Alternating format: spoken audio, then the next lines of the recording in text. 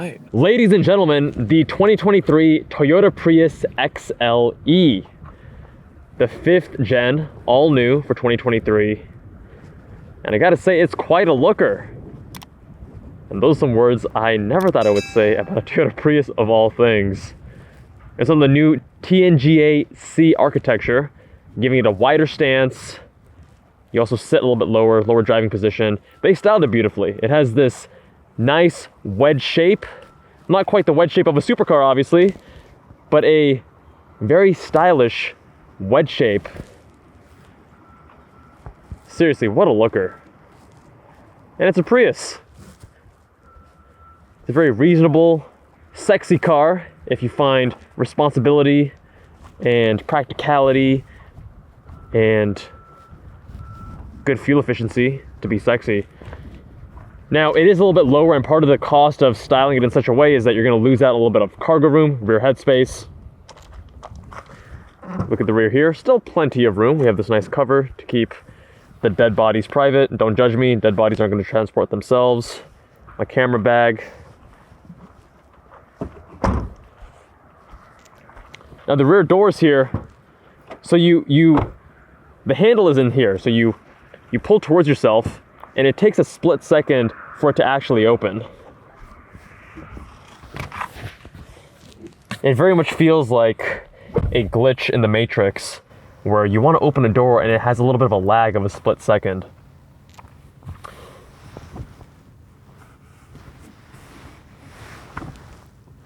Not terribly spacious. I'm sitting behind myself at 6'1", but my head is actually, I can barely fit a finger before I touch the roof.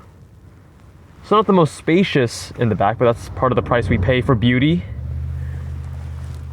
The Prius got some plastic surgery done, but that wasn't without some compromises. Moving on to the driver's seat. Again, this glitch, man, the Matrix glitch. Familiar cabin, familiar gear selector.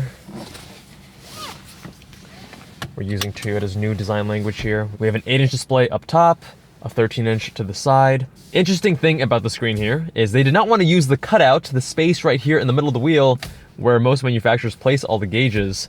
They place it up top, which isn't so bad. I like that it's a little bit further away. It doesn't require as much ciliary action from your eyes to focus, but you know, you have to move the steering wheel a little bit lower to make sure it doesn't obstruct your view, which I'm okay with. I very much like my steering wheels far out and low, but depending on your size and stuff here, that may or may not be an issue. Now, I'm sure most of you have seen the Throttle House beautiful skit, probably the best skit of all time that they've ever done, where there's all these different hashtags. And I was like, there's no way there's actually all these different hashtags.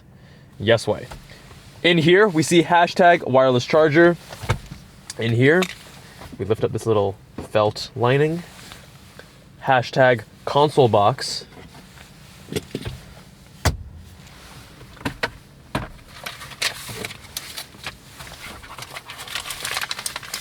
Yep, there's a hashtag glove box.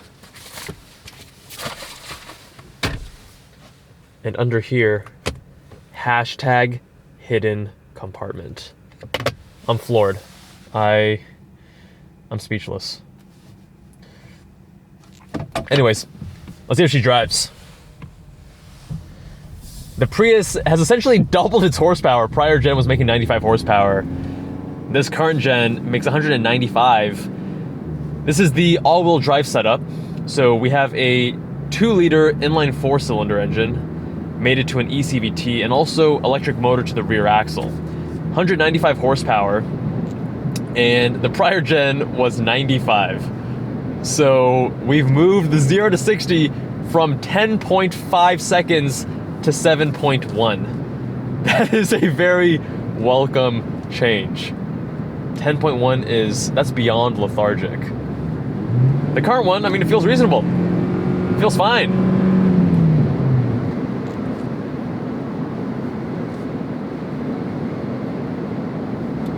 Wind noise is a little bit prominent, but it's also a very windy day out here in Texas.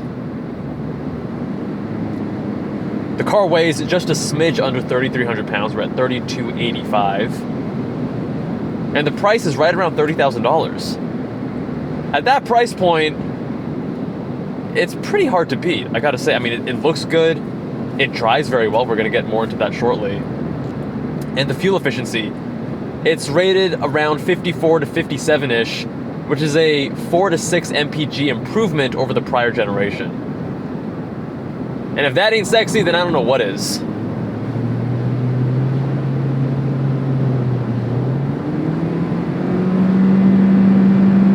I love CVTs so much.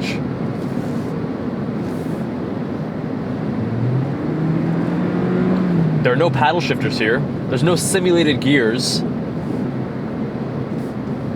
The Prius Prime actually bumps up the horsepower to 205, up from 195, which will rip your face off.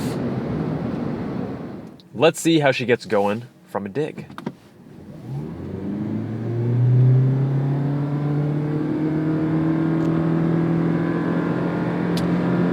Okay, all right.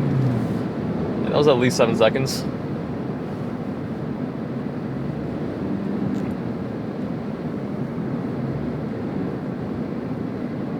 The car actually feels pretty light and nimble. I mean, it is a fairly light car, 3,285 pounds. Again, with a car like this, you're not going for the driving dynamics. You're going for an appliance to get you from A to B safely. A sexy appliance at that.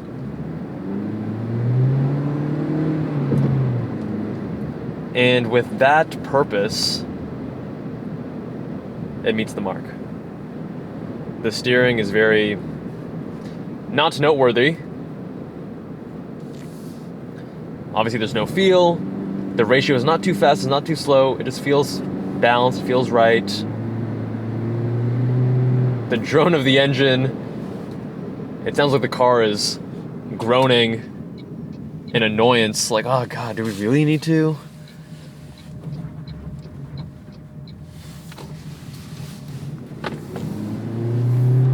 It actually feels a little bit more nimble than I would have expected. So maybe it wouldn't be terribly unreasonable to try canyon carving in a Toyota Prius. Yeah, quote me on that, 2023.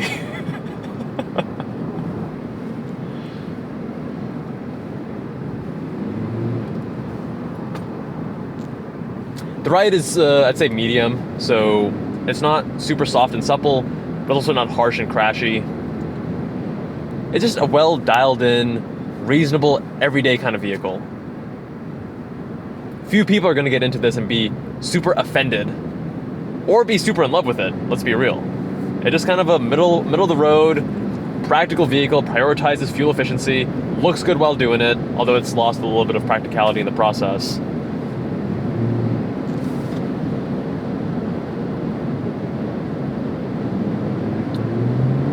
Apparently this has upgraded brakes as well for a shorter braking distance.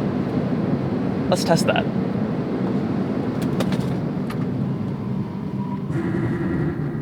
All right.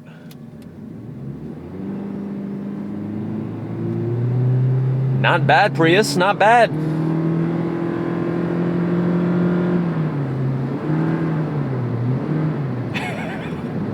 The sound of a CVT is it's glorious.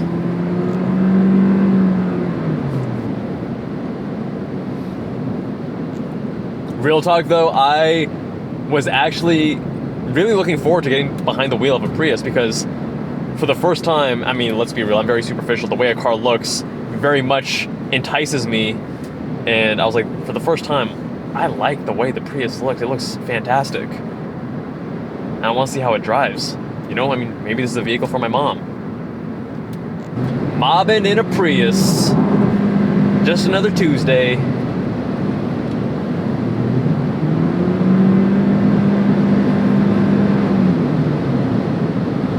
My ex-girlfriend had a Prius, not the prior gen, but the gen before that. And whenever I drove it, I felt like I died a little bit on the inside. But with this Prius, it makes so much more power. The interior is nice. There were a few squeaks and rattles over some bumps earlier. The interior is nice quality. well put together. It's not luxurious by any means, and you can even argue that this is kind of dating it a bit, because this seems, from yesteryear, having the gauges further out and above the steering wheel like that. But this is a car that I don't mind driving. Nice materials on the steering wheel. Very uneventful, balanced inputs. Nothing surprises you. If you ever get into a car and you're like, oh my god, these brakes are super grabby, or oh my god, this throttle takes a mile to get going, nothing really surprises you. It just kind of falls into the background. It's that appliance vehicle. NVH is a little bit higher than I would want, cruising around 80 miles an hour. The Prius is not trying to be a sports car. I want it to be quieter than a sports car. But if I was speaking to someone right now, I would need to raise my voice a little bit more than expected in a vehicle like this. And that is it, boys and girls. The 2023 Toyota Prius XLE. It has earned the Jubbal stamp of approval. Now, we're at Eagles Canyon Raceway because we're going to see how it handles on the racetrack. Let me know what you think of the 2023 Toyota Prius. Leave a comment down below. Subscribe if you haven't already. Much love, my friends. And I'll see you guys in the next one. My goodness. I'm so adulting. This is what old age feels like.